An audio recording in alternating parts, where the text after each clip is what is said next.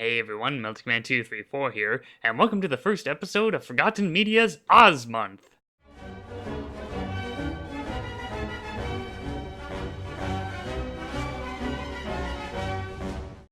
Since there's so much lesser known topics related to the Wizard of Oz, I decided it would be fun to dedicate a whole month to it, pretty much releasing a new episode on every Saturday. Now, it's no surprise that the famous MGM film adaptation is the most well-known Oz film. With such a well-renowned film like that, you'd think they would have made a sequel to it, but nope, MGM never did make one. Even so, plenty of other companies have made films that act as a sequel, and believe me, there is a lot of them. Probably the most well-known film to act as a continuation would have to be Disney's Return to Oz. Sure, it looks nothing like the MGM film, it was much darker, and it wasn't well received when it first came out, but over the years, it has become a cult classic, and it is a nice film. Well, you might be surprised that there exists another film called Return to Oz that was made in 1964, predating the Disney version. And what's even more surprising is that this is Arthur Rankin Jr. and Jules Bass's first animated television special. Yeah, the same guys who would later go on to make classic Christmas films like Rudolph the Red-Nosed Reindeer and Frosty the Snowman. With how well known rankin-bass is, why is it that this film doesn't get brought up these days? Well, we'll soon find out. The movie opens up with Dorothy living life in Kansas, where she receives a note from the Scarecrow, who is called Socrates in this film for some reason. He tells her that they miss her, and that himself, Rusty, Dandy, and the Wizard are doing fine in Oz. Wait, what? Where did these weird nicknames come from? And why is the Wizard still in Oz? Didn't he fly away in a hot air balloon or something? Well, I dug around a bit, and I found out there is a little bit of history to this. While the film acts as a continuation to the first Oz story, a lot of the characters and elements are largely based on Tales from the Wizard of Oz, a 1961 animated TV series that was also done by rankin-bass. That would explain why some of the voice actors from the show reprise their characters in the film. The design of the characters are slightly updated, and just like in Tales from the Wizard of Oz, Dorothy's companions are usually referred to by their nicknames. As for why the Wizard is still in Oz, I don't know. He was an amateur magician in Tales from the Wizard of Oz, which might be the case. Anyway, Dorothy sings about wanting to go back to Oz, and the letter creates a cyclone in which Dorothy and Toto hang on for dear life as they travel by Apple Tree. Yeah, first trip was done by house, so now she travels by Apple Tree. As if that's any safer to survive in a tornado. So Dorothy and Toto land back in Munchkin Land, where they are greeted by the Munchkins, which look like weird multicolored water droplets that speak in random gibberish. She is soon greeted by Glinda, who tells her that the Wicked Witch of the West is back. How did that happen? Well, get this. She just waited until winter came to Oz, and the cold resurrected her. Yeah, it's probably the stupidest explanation I've heard. So apparently the Witch of the West is made out of ice, and apparently they just melted her with warm water. Anyway, she's back now, but her magic is gone. So she borrows some temporary magic from her cousin, and mails the magic letter that summoned Dorothy back to Oz. After that, she deals with Dorothy's companions by getting rid of their prized possessions. She tricks Rusty into falling into a pond, which causes him to rust again, as well as destroy his candy box heart, as it bleeds for some reason. Who knew this film was gorier than the other Return to Oz? Then she decides to set Socrates' diploma on fire, and turns Dandy's Medal of Courage into a daisy. So yeah, they're all back to square one.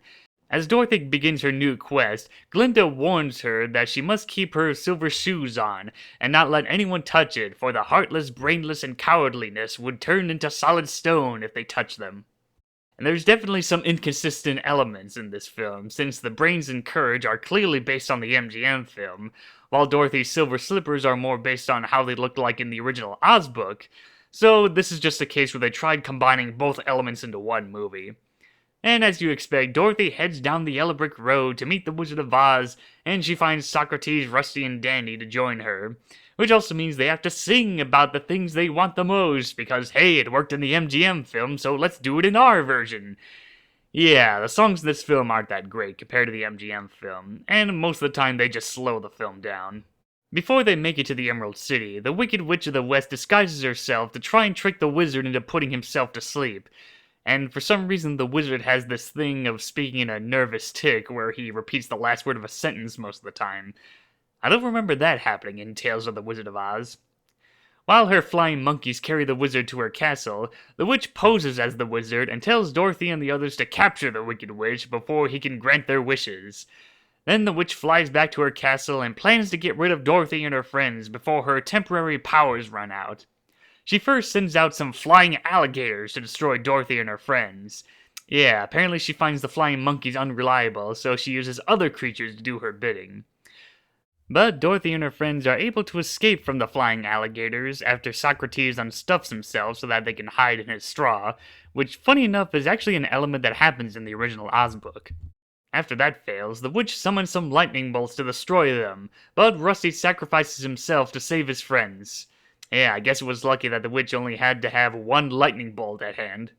So yeah, Rusty's dead now. Oh wait, there just happens to be a conveniently passing magic moonbeam that helps bring him back to life. Well, that was pointless.